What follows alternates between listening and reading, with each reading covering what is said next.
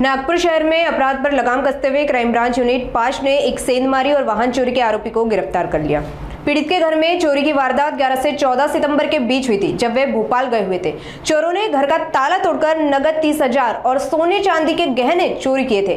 Crime branch unit 5 की team ने 22 सितंबर को गश्त के दौरान झूलेलाल गार्डन के पास संदिग्ध अवस्था में एक युवक को पकड़ा।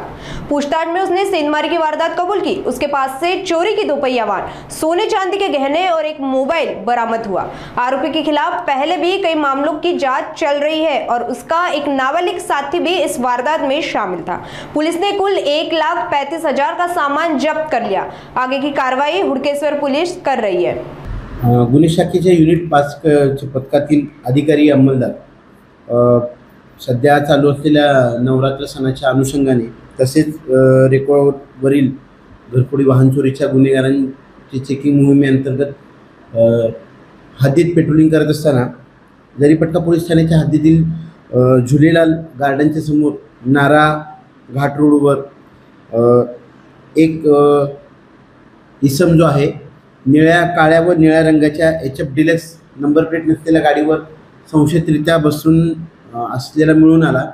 त्यास ताब्यात घेण्याचा प्रयत्न केला असता तो पळून जाण्याचा प्रयत्न केला। ज्यांनी त्याला ताब्यात घेतला असता त्याने त्याचे नाव सागर उर्फ भांजा अशोक वर्मा, वय 23 वर्ष, राहणार विजयनगर, शीतलामाता मंदिराजवळ, कळमना, नागपूर असे सांगितले।